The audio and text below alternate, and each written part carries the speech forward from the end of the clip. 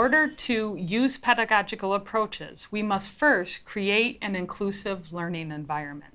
If we do not have a learning environment in which all students feel valued and respected and are comfortable in participating, we cannot leverage the diversity in our classrooms.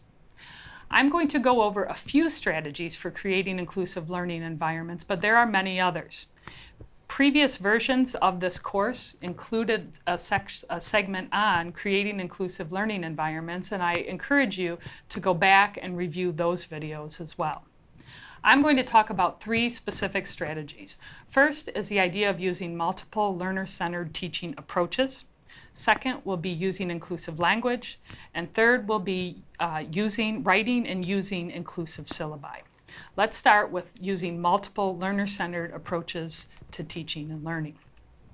The rest of this course will really be about this particular topic. You will learn about strategies for creating learner-centered environments in your classroom.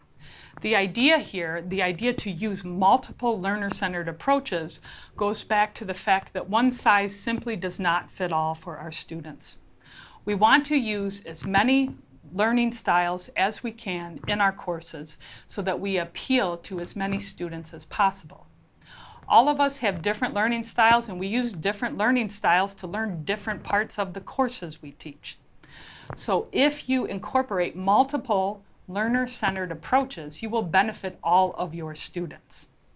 I'd like to use metaphors as an example to think about this issue. We often teach with metaphors.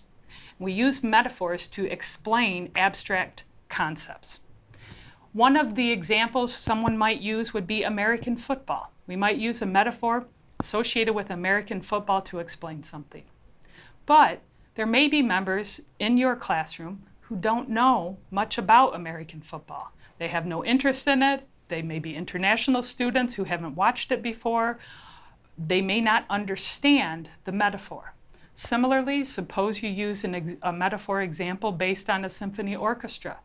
Some of the members of your classroom may not know what instruments are used in an orchestra, what types of music are played by a symphony orchestra. These metaphors will not resonate with the students. In addition to not helping them understand the concepts, this could leave the students feeling alienated. So what I would encourage you to think about doing instead of teaching with metaphors is going back to the learner-centered idea, learning with metaphors. I teach introductory cell and molecular biology. One of the primary concepts we teach is the central dogma of biology, which describes the transfer of information. This is very accessible to using metaphors to explain it. Now, I could come up with a metaphor and use that to explain the central dogma to my students. But what would work better and what would be more inclusive is to ask my students to come up with the metaphor. Now they are actively engaged in doing something and thinking about the material and struggling with the material. Additionally, they will come up with a metaphor that resonates with them, with the student, not with me. My metaphor may not resonate with them at all, but if they have to create the metaphor themselves, then they will better understand the material. So that's just one example of thinking about how we might create learner-centered teaching environments. Again, as I mentioned, the rest of this course is really about those types of strategies. The second thing I want to touch on is the idea of using inclusive language.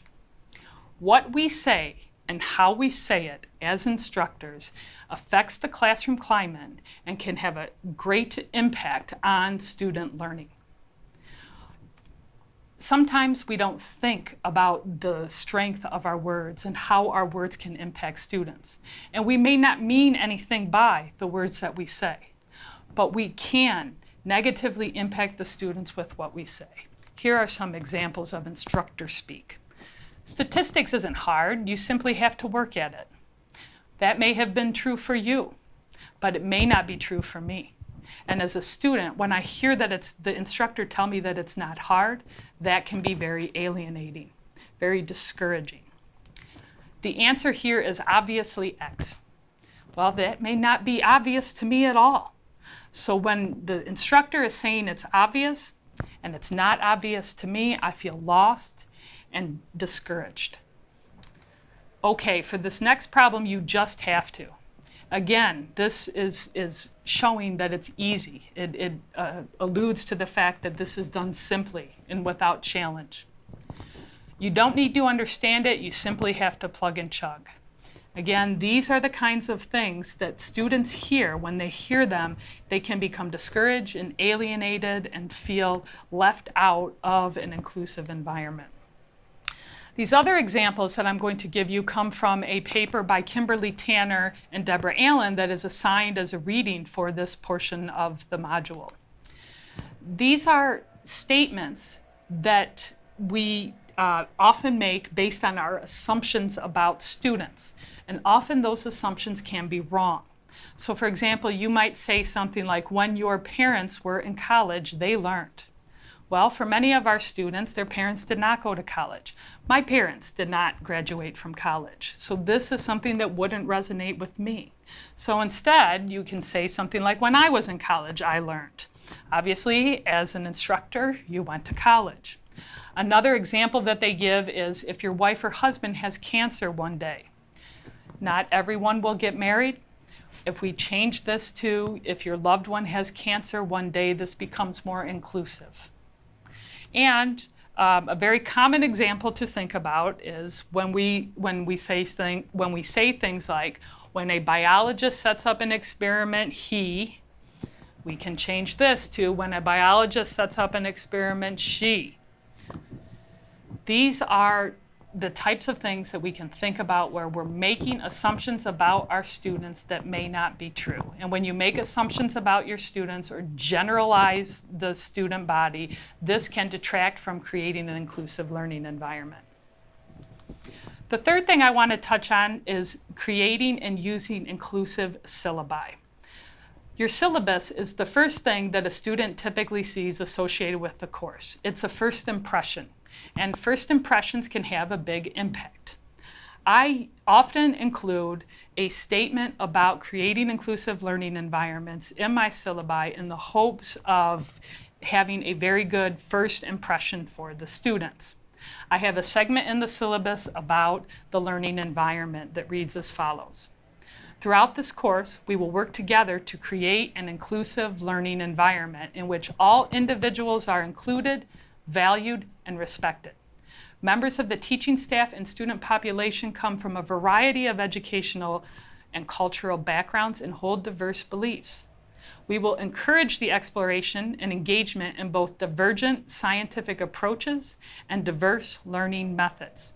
Indeed, diversity is an essential component of scientific endeavors. Then I include the quote from Dr. Scott Page, which I mentioned earlier in the second segment of this module. I go on to say, to create an environment that appeals to a variety of learners, the scientific material in this course will be presented in a variety of formats. A range of teaching methods shown through educational research to be effective for student learning will be included, and these include various active learning methods, group learning, guided and inquiry-based laboratory investigations. Despite our efforts, these methods will not necessarily apply to all learners. If you find you are struggling with the material, even with these different approaches, you are encouraged to discuss your difficulties with the instructor or a member of the teaching team. We want everyone to succeed. I like to start off with this. I like to talk about this the first day of class. I want the message to be that we want everyone to succeed. This goes a long way towards creating a good first impression and for creating an inclusive learning environment.